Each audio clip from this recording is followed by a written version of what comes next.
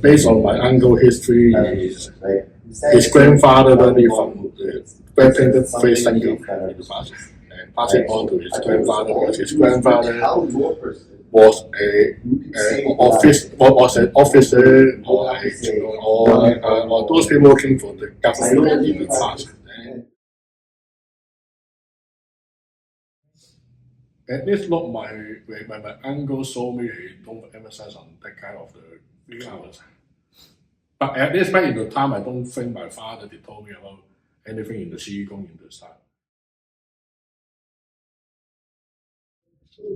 If you ask me, I would believe that we creating the hand first, then we have the weapons after, then we have the wooden dummy after. Wooden dummy first, then maybe we have the twin knife, then we have the stick after.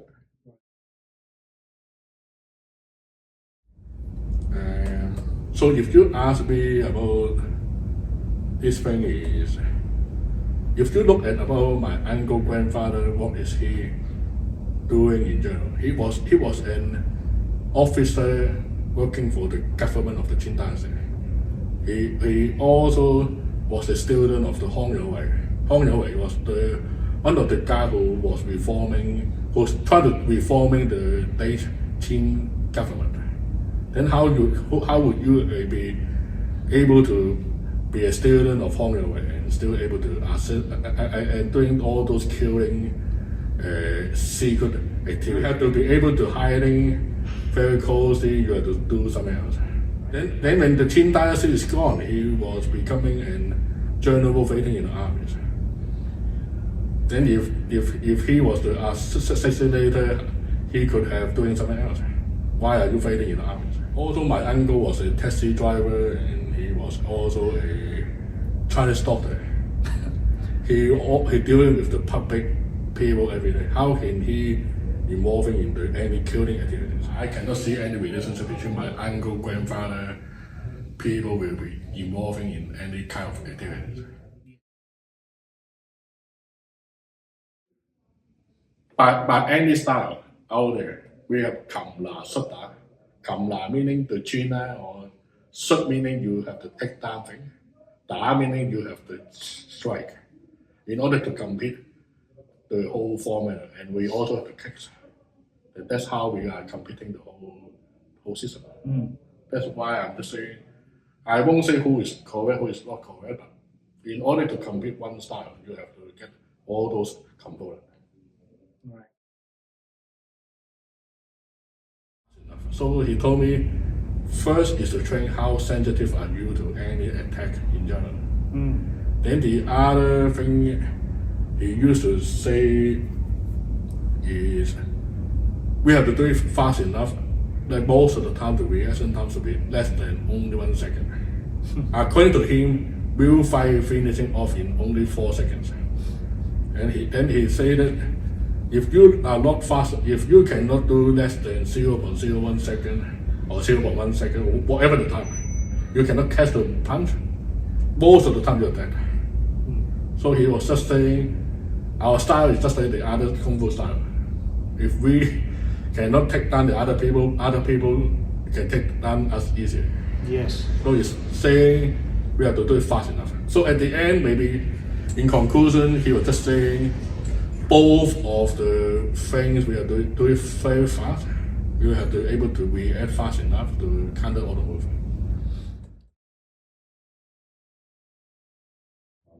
According to my own knowledge, because I talked to some of the Yun people in Toronto, I believe we may be more or less we may be even closer to be a one style.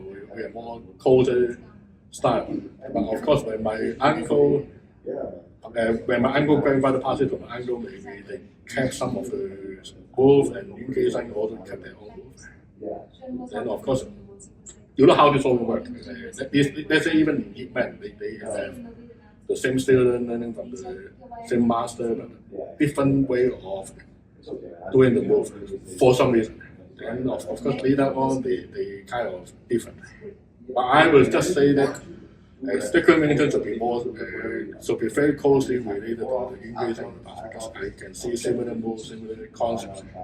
And if you ask me how it forms, I can only say that my uncle grandfather captured the idea in the book, and also they pass it on into the family. That's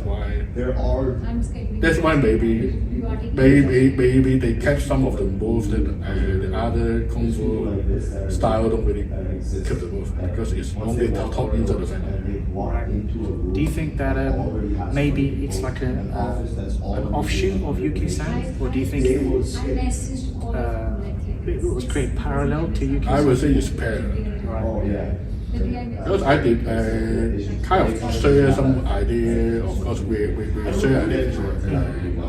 Then they told me they have similar move, but of course not the same move. So that's why I won't say it's a spin-off or Yun-San is the spin-off of our style, or our style is the spin-off of the Yun-San. I would say sometimes I do trainings with one of the Yun-San people from the Canton City, and he is okay for me to do a lot of the moves that maybe the other style won't really think is a cheese or anything, but he's okay for me to do all those moves. He said that it's similar to in terms of the concept. Right.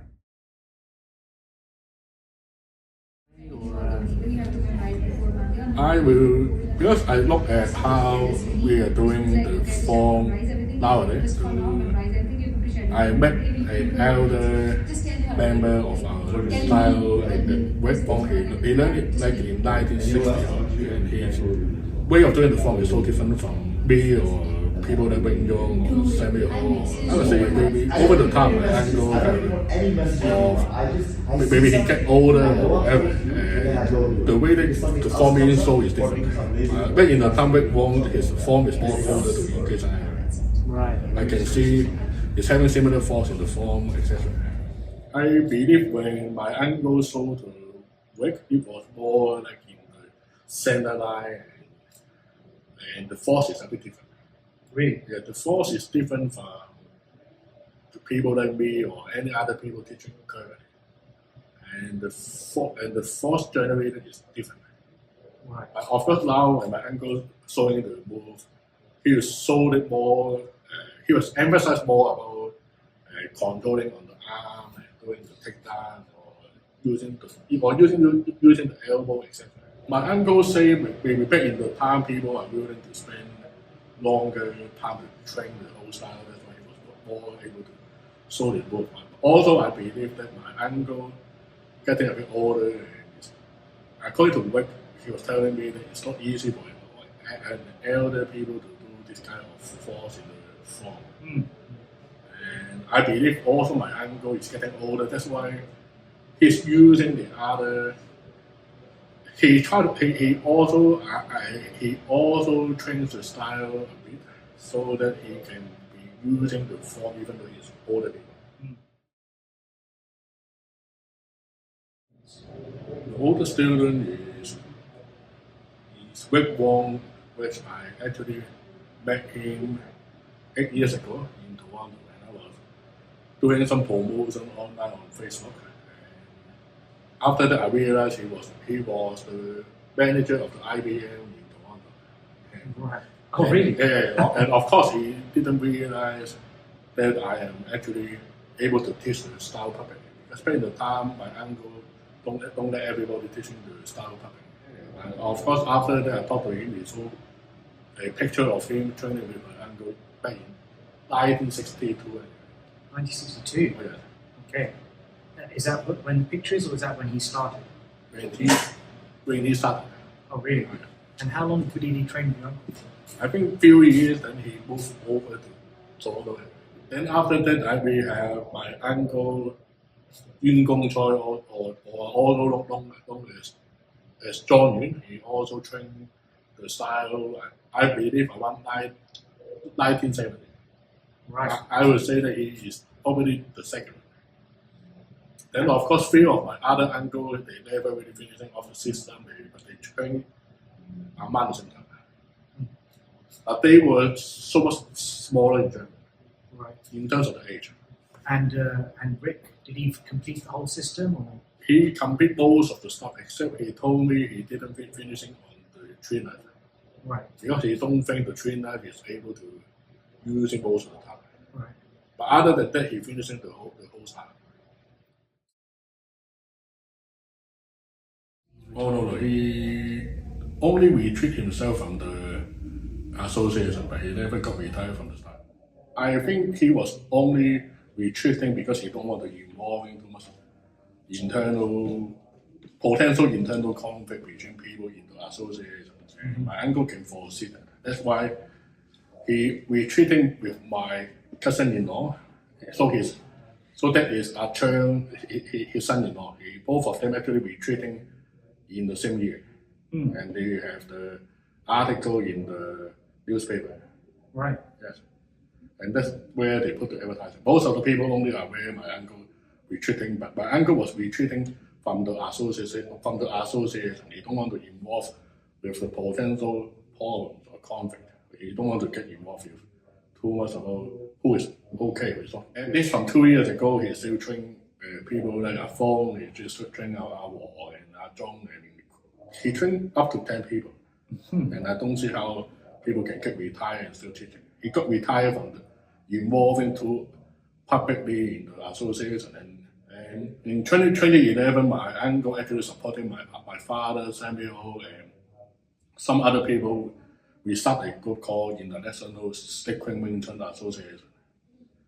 It was a thing that my uncle was doing at least in 2011. So I'm not sure why any guy got retired, he can still restart a group in 2011. He is one of the smartest people you can see on the earth. Still? Yes. Awesome. Because maybe a lot of times, maybe I would say even you, a lot of time for us, we don't have a very fresh minds sometimes. During some time when we don't have enough sleep, we might have problems talking properly or reacting properly. Whenever I see him, he still try to awake by 8 a.m. so that he can teach the class on Sunday. He would go there for at least 1 hour showing us what we are doing today, and he still try to do it out of his best possible. I know if there's one head about the whole style with my uncle, if he no longer exists, there's no more head. Not me, not everybody. Not anybody in the style can be the head. Right. At least I don't hear he acknowledge anybody. Oh yeah. Okay, good. So, is this a different organization? Because there's another organization, Snake Crane Wing. This is a different one. That one was initially my father started it was 2009. My father started on using my home address and still registered under the police record. It was the first association registered in Hong Kong called Snake Crane Wing Chun Martial Art Association. That was the logo decided by the idea coming from my father, but it was done by my father's cousin who opened up an advertising company. And now she's still having the advertising company in Hong Kong. And she have the original design process on how she arriving on the snake and the crane.